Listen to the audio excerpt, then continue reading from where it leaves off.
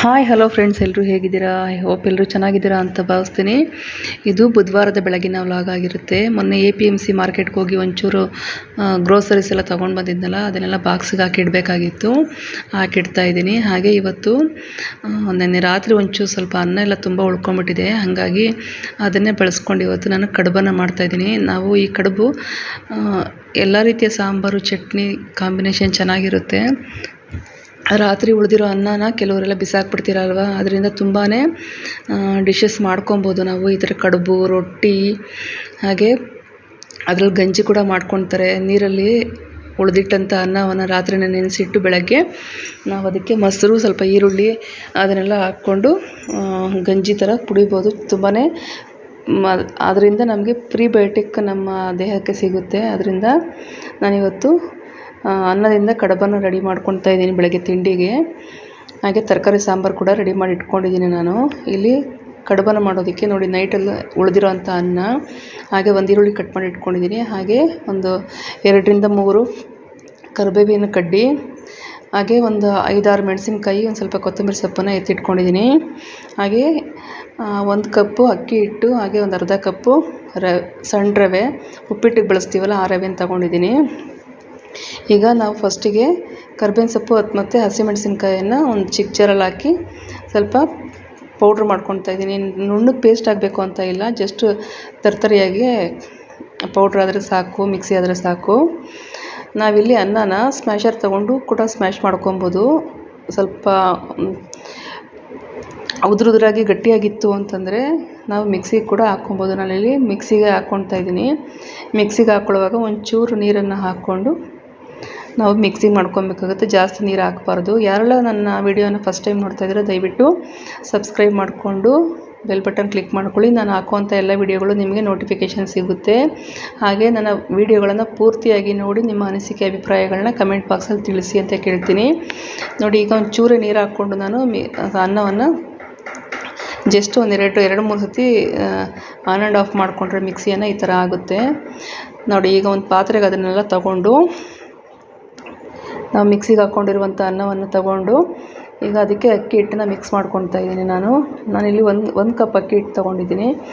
ನಿಮಗೆ ಅಲ್ಲಿ ಮಿಕ್ಸ್ ಮಾಡುವಾಗ ಗೊತ್ತಾಗುತ್ತೆ, ಜಾಸ್ತಿ ತೆಳುವಿರಬಾರ್ದು, ಆದಷ್ಟು ಸ್ವಲ್ಪ ಗಟ್ಟಿನೇ ಬರಬೇಕಿದು ಮಿಕ್ಸ್ ಮಾಡಿದ್ಮೇಲೆ. ಹಂಗಾಗಿ 1 ಕಪ್ಪು ಅಕ್ಕಿ ಹಿಟ್ಟು, 1 ಕಪ್ಪು ರವೆ ತೊಗೊಂಡಿದ್ದೀನಿ, ಅದು ಕೂಡ ಹಾಕ್ಕೊಂಡು ಮಿಕ್ಸ್ ಮಾಡ್ತಾಯಿದ್ದೀನಿ. ಹಾಗೆ ಈರುಳ್ಳಿ ಹಾಕ್ಕೊಂಡಿದ್ದೀನಿ ಕಟ್ ಮಾಡಿರೋ ಸಣ್ಣದಾಗೆ. ಹಾಗೆ ಇಲ್ಲಿ ನಾವು ಕರಿಬೇವು ಮತ್ತು ಹಸಿಮೆಣ್ಸಿನ್ಕಾಯಿ ತರ್ತರಿಯಾಗಿ ಪೇಸ್ಟ್ ಮಾಡಿಕೊಂಡಿದ್ವಲ್ಲ, ಅದನ್ನು ಕೂಡ ಹಾಕಿದ್ದೀನಿ ಈಗ.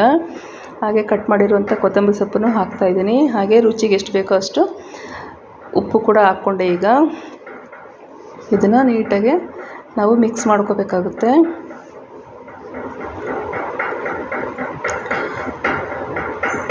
ನೀಟಾಗಿ ಮಿಕ್ಸ್ ಮಾಡ್ಕೊಬೇಕು. ಅದು ನೀರನ್ನು ಯಾವುದೇ ರೀತಿಯಲ್ಲೂ ನೀರು ಹಾಕಬೇಡಿ. ನಾವೀಗ ಅನ್ನನ ಮಿಕ್ಸಿಗೆ ಹಾಕ್ಕೊಳ್ಬೇಕಾದ್ರೆ ಒಂಚೂರು ನೀರು ಹಾಕ್ಕೊಂಡಿರ್ತೀವಲ್ಲ, ಅದೇ ಸಾಕು ನಮಗೆ, ಅದೇ ಸಾಕಾಗುತ್ತೆ. ಅದನ್ನೇ ಹಾಕಿ ಮಿಕ್ಸ್ ಮಾಡ್ಕೊಬೇಕು. ಬೇರೆ ನೀರನ್ನು ಮಿಕ್ಸ್ ಮಾಡಬಾರ್ದು. ಇಲ್ಲಿ ಜಾಸ್ತಿ ನೀರು ಹಾಕ್ಬಿಟ್ರೆ ಮತ್ತೆ ನಾವು ಅಕ್ಕಿ ಹಿಟ್ಟು ಅಥವಾ ರವೆ ಹಾಕ್ಕೊಬೇಕಾಗುತ್ತೆ. ಇದು ಬೆಳಗಿನ ತಿಂಡಿ ಒಂದು ಟೈಮ್ಗಲ್ವ ಮಾಡ್ತಾಯಿದ್ದೀವಿ. ಅನ್ನ ವೇಸ್ಟ್ ಮಾಡಬಾರ್ದು ಅನ್ನೋ ಉದ್ದೇಶಕ್ಕೆ ನಾವು ಈ ಥರ ಒಂದು ರೆಸಿಪಿಯನ್ನು ಮಾಡ್ಕೊತಾ ಇರೋದಲ್ವ. ಹಾಗಾಗಿ ಜಾಸ್ತಿ ನೀರು ಹಾಕ್ಕೊಂಡ್ರೆ ಮತ್ತೆ ಅದಕ್ಕೆ ಅಕ್ಕಿ ಹಿಟ್ಟು ರವೆ ಎಲ್ಲ ಸೇರಿಸ್ಕೊಬೇಕಾಗುತ್ತೆ, ಮತ್ತು ಜಾಸ್ತಿ ಆಗುತ್ತೆ. ಬೆಳಗ್ಗೆ ತಿಂಡಿಗೆ ಖಾಲಿ ಆಗೋಷ್ಟು ನಾನು ಮಾಡ್ಕೊತಾ ಇದ್ದೀನಿ. ಇಲ್ಲಿ ನಮಗಿಷ್ಟು ಈ ಕ್ವಾಂಟಿಟಿಯಲ್ಲಿ ಮಾಡಿಕೊಂಡ್ರೆ ಒಂದು 4 ಜನ ತಿನ್ಬೋದು. ಒಂದು 10-15 ಉಂಡೆ ಆಗುತ್ತೆ, ಸಾಕಾಗುತ್ತೆ ಒಂದು 3-4 ಜನಕ್ಕೆ. ಚೆನ್ನಾಗಿ ಮಿಕ್ಸ್ ಮಾಡಿಕೊಂಡು ಒಂದು ಬಟ್ಲಲ್ಲಿ ನೀರು ತೊಗೊಳ್ತಾ ಇದ್ದೀನಿ. ಈಗ ನೀರನ್ನು ಕೈ ಚೆನ್ನಾಗಿ ಅದ್ಕೊಂಡು ನಾವಿಲ್ಲಿ ಉಂಡೆ ಮಾಡಬೇಕಾಗುತ್ತೆ. ನೀರನ್ನು ಕೈಯಲ್ಲಿ ಅದ್ದಿ ಉಂಡೆ ಮಾಡೋದ್ರಿಂದ ನೋಡಿ ಸ್ವಲ್ಪನೂ ಅಂಟೋದಿಲ್ಲ ಕೈಗೆ. ನಿಮ್ಗೆ ಯಾವ ಥರ ಬೇಕೋ ಆ ಥರ ಉಂಡೆ ಮಾಡ್ಕೊಬೋದು, ಅಥವಾ ಮುಷ್ಟಿ ಹಿಡಿದು ಉಂಡೆನೇ ಮಾಡಬೇಕು ಅಂತೇನಿಲ್ಲ. ನಿಮ್ಗೆ ಯಾವ ಥರ ಬೇಕೋ ಆ ಥರ ಒಂದೊಂದು ಉಂಡೆನ ಮಾಡಿ ನೀಟಾಗಿ ಇಟ್ಕೋಬೇಕು ಒಂದು ಪ್ಲೇಟಲ್ಲಿ.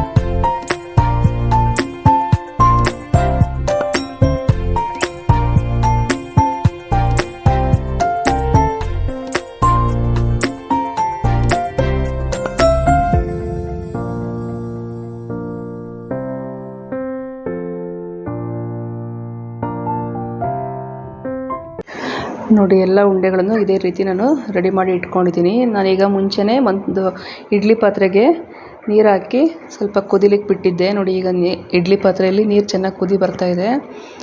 ಈಗ ಈ ಮಾಡ್ಕೊಂಡಿರುವಂಥ ಉಂಡೆನ ಒಂದೊಂದೇ ನೀಟಾಗಿ ಜೋಡಿಸ್ಕೊಂಬಿಡೋಣ ಇಡ್ಲಿ ಪಾತ್ರೆಯಲ್ಲಿ. ನಿಮ್ಮ ಮನೇಲಿ ಇಡ್ಲಿ ಪಾತ್ರೆ ಇಲ್ಲ ಅಂತಂದರೆ ಕುಕ್ಕರಲ್ಲೂ ಕೂಡ ಇದನ್ನು ಬೇಯಿಸ್ಬೋದು. ಈಗ ಒಂದೊಂದೇ ನೀಟಾಗಿ ಎತ್ತಿ ಇಡ್ಲಿ ಪಾತ್ರೆಯಲ್ಲಿ ಜೋಡಿಸ್ಕೊಬೇಕು.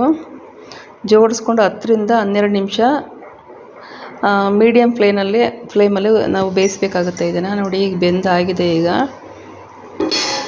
ಇದು ತುಂಬಾ ಇಷ್ಟ ಆಗುತ್ತೆ ಫ್ರೆಂಡ್ಸ್ ಮಕ್ಕಳಿಗಂತೂ.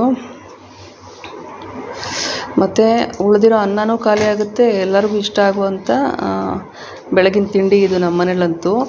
ಇವಾಗ ಇದಕ್ಕೆ ನಾನು ಕಾಯಿ ತುರಿ ಹಾಕಿಲ್ಲಲ್ಲ, ಬೇಕಾದ್ರೆ ಮಿಕ್ಸ್ ಮಾಡ್ಕೊಳ್ಳೋ ಟೈಮಲ್ಲಿ ಒಂಚೂರು ಕಾಯಿ ತುರಿ ಕೂಡ ಹಾಕ್ಕೊಂಡು ಮಿಕ್ಸ್ ಮಾಡಿದ್ರೆ ಇನ್ನೂ ಟೇಸ್ಟಿಯಾಗಿ ತುಂಬ ಚೆನ್ನಾಗಿರುತ್ತೆ. ಈಗ ಮಾಡಿರುವಂಥ ಕಡುಬು ಮತ್ತು ಸಾರನ್ನು ನನ್ನ ಮಗನಿಗೆ ಟೇಸ್ಟ್ ಮಾಡೋಕ್ಕೆ ಕೊಡ್ತೀನಿ. ಅವ್ನ ರಿಯಾಕ್ಷನ್ ಹೆಂಗಿರುತ್ತೆ ಅಂತ ನೋಡೋಣ ಬನ್ನಿ.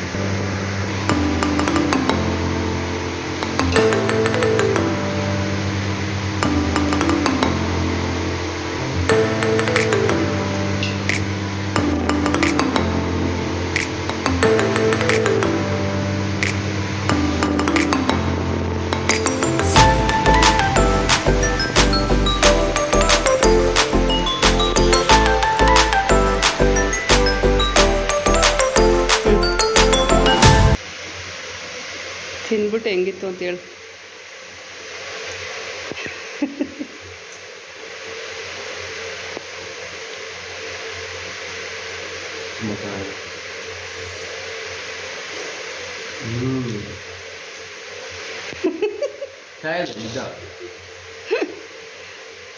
ಕರೆಕ್ಟಾಗಿ ಹೇಳ್ಬೇಕು.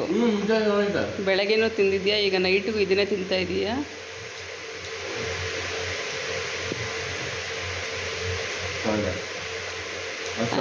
ಟ್ರೈ ಮಾಡಿ.